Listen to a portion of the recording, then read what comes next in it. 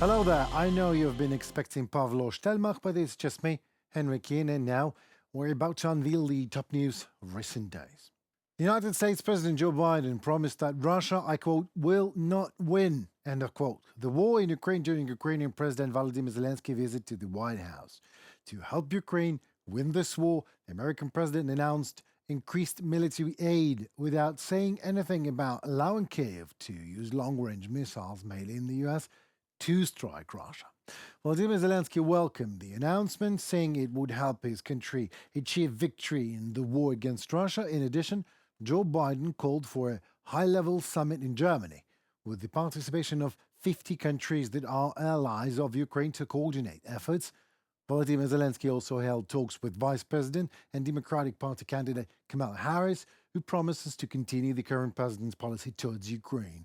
And today he met with Republican candidate Donald Trump. At the same time, in the morning, the Ukrainian president was received in Congress by the leaders of the Republican and Democratic parties in the Senate, Mitch McConnell and Chuck Schumer.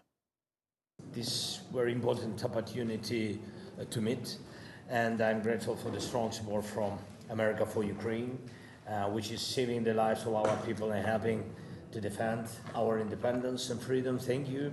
We see that freedom rests on the bipartisan resolve and unity of the United States. It's truly important for everyone in the world to witness this.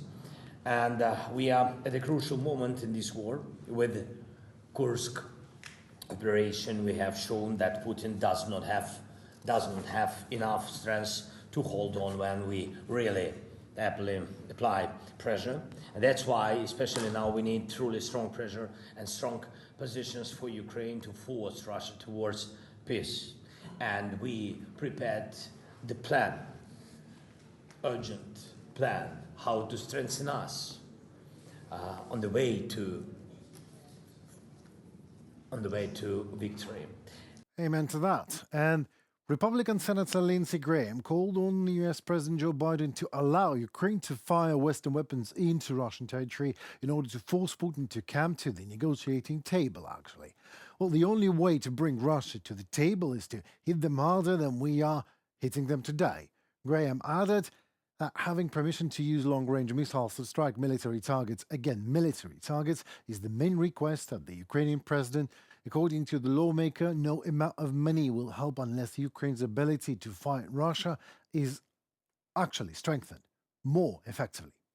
He stressed that whoever the next US president is, whether it's him or her, if Biden allows Ukraine to start hitting legitimate military targets to put pressure on Putin, he will be doing the next president a big favor. If Ukraine starts implementing its plan and is able to shoot deep into Russian territory, next year's war may end. With Ukraine's victory, the senator is convinced. If you let Putin shape policy, we will lose. When asked by journalists whether Putin could resort to escalation in this war in case of shelling deep into Russia with Western weapons, the senator replied that the Russian president should not be allowed to influence the policy regarding this war. He emphasized also that we are only talking about shelling exclusively military facilities in Russia. We're not talking about an invasion of Moscow. Well, what the senator does not say, and we speak. In the G7 plus Ukraine meeting in New York, the European Union and more than 30 countries adopted a joint declaration on the recovery and reconstruction of Ukraine suffering from the Russian invasion. Among other things, the document touches upon the issue of Kyiv's use of income from Russian assets frozen in the West. The declaration's points include comprehensive assistance in restoring Ukraine on its path to EU membership, support for Ukraine's donor platform launched in 2023, and the provision of additional financial support to Kyiv by the end of the year in the amount of about $50 billion. This income from Russian assets that frozen in the Western countries will be used, and part of the money will be directed to Ukraine's defense needs, the report says. Through our collective support for Ukrainian reconstruction and recovery, we will ensure that Russia fails in its objectives to subjugate Ukraine and that Ukraine emerges from the Russia's wars of aggression with a modernized, vibrant, inclusive society and innovative economy resilient to Russian threats. Other countries that wish to contribute to these efforts in support of Ukraine's long-term reconstruction and recovery may join this joint declaration at any time. Joint declaration of support for recovery and reconstruction of Ukraine. That signing of that declaration was attended by Ukrainian President Volodymyr Zelenskyy, who is on a visit to the United States, European Commission President Ursula von der Leyen, British Prime Minister Keir Starmer, heads of government of Italy and Canada, Giorgia Meloni and Justin Trudeau, as well as US President Joe Biden and representatives of more than 20 other countries.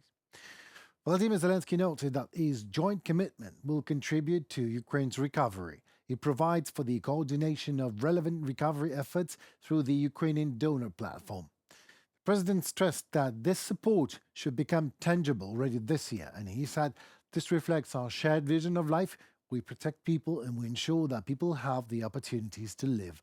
And it is absolutely justified that those who help us withstand now will be the first to benefit together with Ukraine from the large-scale reconstruction. A purchasing tender of drones for Moscow schools has appeared on the state procurement portal. The list of necessary equipment includes FPVs, cameras, helmets for first-person control of quadricopter, mock-up simulators, navigation modules, a flight fencing kit, and repair kits. In addition, the city authorities plan to purchase training manuals on drone control as well as instructions for the maintenance and firmware of such devices. Aircraft-oriented programs were implemented as part of a project in which students undergo in-depth training in technological subjects, special courses in programming, 3D modeling and 3D printing.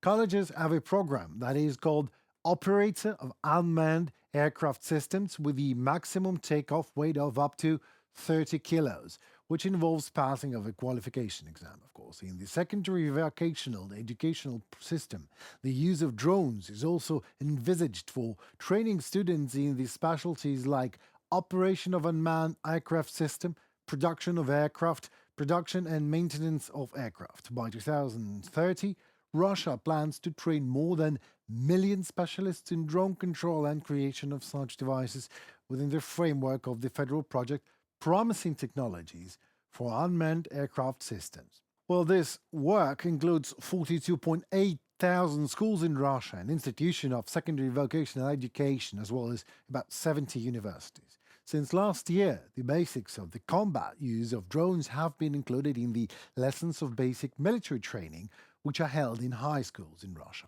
The program provides for the study of the types, purpose, tactical and technical characteristics and general structure of drones.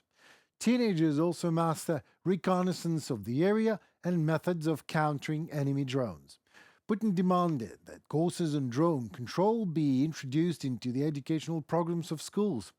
The so-called early career guidance will ultimately benefit the country, he noted. Well, in addition, the Kremlin is currently working on military education of children. 16.5 million young Russians participated in patriotic events from January to August 2024, the Federal Agency of Youth Affairs reports in Russia. This is almost every second Russian student. This is twice as much as in the pre-war 2021. In many patriotic events, students and schoolchildren do not participate voluntarily. For example, in Perm City, students were forced to go as extras to the action in memory of those killed in the height of trade unions in Odessa. Voronezh students were driven to a meeting with Yekaterina Mizulina, and NSPU students were forced to participate in the quiz Novosibirsk Oblast in the history of Russia, which the government of Novosibirsk Oblast obviously organized to increase turnout in the presidential elections, the Russian Federation, in March 2024. Well, that's it for tonight. Thank you so very much. It was me, Henry Keenan, UATV English. Stay tuned. Comment, like, and subscribe to our programs. More news from Ukraine. Your support really matters. Goodbye.